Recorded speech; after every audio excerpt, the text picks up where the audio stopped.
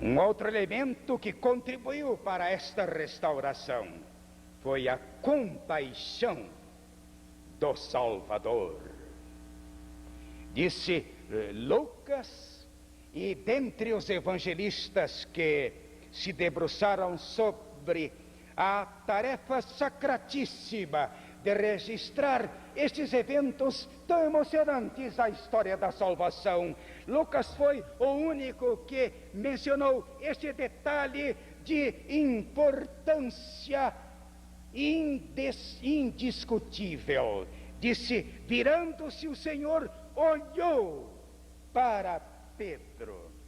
Lucas era psicólogo e era médico.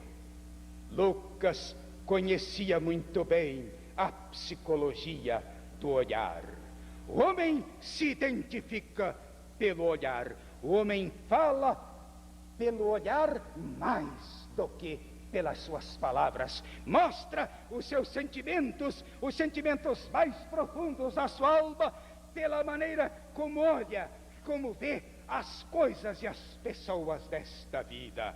O Senhor Jesus Cristo olhou para Pedro, olhou para o coração de Pedro, o coração confrangido de Pedro, olhou para a alma de Pedro, olhou para dentro de Pedro, virou Pedro de dentro para fora, do direito para o avesso, e mostrou para com ele a sua maravilhosa compaixão. O olhar do Salvador recupera, é terapêutica, que amaina os sobressaltos da nossa vida e da nossa consciência. O olhar de Cristo nos traz sossego e descanso para a alma e recupera a nossa vida das incertezas e dos problemas que enfrentamos em nossa peregrinação. O olhar do Salvador mostra a sua compaixão. Cristo está interessado em recuperar o seu servo e o recupera. Cristo se sente confrangido diante do seu apóstolo. Cristo mostra a sua misericórdia e o seu amor para com Pedro. Andou acertadamente o rei Davi, mencionado durante a prédica da manhã de hoje, quando fez esta asseveração: a um coração quebrantado e contrito, tu não desprezarás, ó Deus.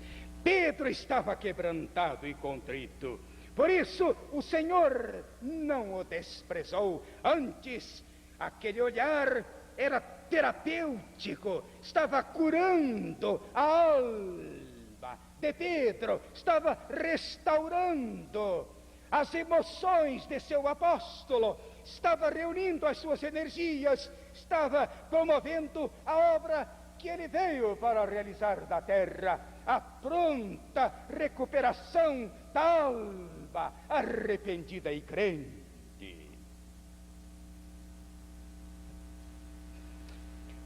Vós outros diríeis lá: e que evidências temos de que Pedro recuperou-se? Então, se há elementos comprobatórios de sua reabilitação, há-os de que isso de fato aconteceu. Não se trata de uma asseveração gratuita do evangelista.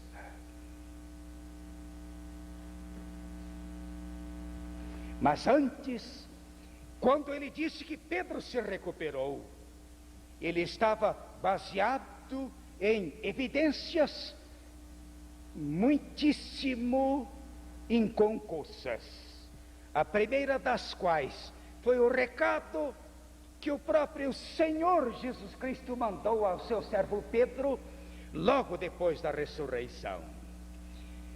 Quando o Senhor Jesus Cristo saiu da sala na casa do sumo sacerdote Anás e foi levado para a presença do governador romano da Judéia, Pôncio Pilatos, e de passagem olhou para Pedro.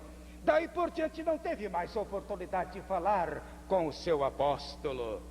Mas quando ele levantou da sepultura, consoante as suas promessas gloriosas, soltas as ânsias da morte, na manhã esplêndida da sua gloriosa ressurreição, e quando das suas aparições aos seus discípulos, mandou um recado aos seus irmãos, dizendo: ide, dizei a meus irmãos e a Pedro que vão a Galileia e lá me verão. Marcos registra este recado que Jesus mandou a Pedro.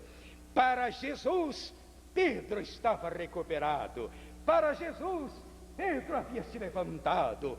Para Jesus, Pedro agora estava firmado na rocha dos séculos, que é o próprio Senhor e Salvador Jesus Cristo. Além deste recado que o Senhor mandou ao seu servo bem-aventurado: bem-aventurado és tu, Simão Bar-Jonas, porque não foi a carne nem o sangue quem te revelou, mas meu Pai que está nos céus. Este servo bem-aventurado que teve revelações da obra messiânica do Cristo de Deus, está agora pronto para uma nova atividade no reino, plenamente recuperado, reintegrado na comunhão preciosa do seu Salvador. E a outra prova disto está no discurso admirável que Pedro proferiu quando do Pentecoste, uma admirável página da história da salvação, que mostra um homem, um servo de Deus, no pleno gozo de todas as suas prerrogativas espirituais, plenamente seguro da sua reintegração na vontade de Deus, firmado nas promessas de Deus, firmado na palavra de Deus, na interpretação e no conhecimento de todas as coisas relacionadas com o plano salvífico de Deus, elaborado desde os tempos eternos. E as cartas que ele escreveu mais tarde às igrejas da Ásia Proconsular, que se situavam na região hoje conhecida como a moderna Turquia, estas cartas mostram a um Pedro renovado espiritualmente, santificado pelo Espírito, recuperado moralmente, investido de autoridade apostólica para interpretar a vontade soberana e santa de seu Senhor e Salvador. Estas evidências são por demais inconcussas para não merecerem crédito.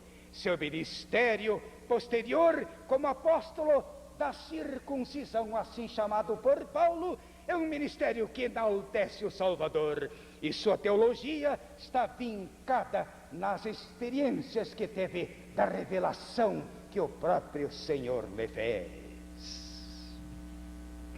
Então, caríssimos irmãos, temos diante de nós os elementos comprobatórios da reabilitação de Pedro. As evidências desta reabilitação, o que nos leva à conclusão de que, se o santo escorregar, pode acontecer com ele o mesmo que aconteceu com Pedro. Levanta-te, levanta-te e resplandece, porque já vem a tua luz, e a glória de Deus vai nascendo sobre ti.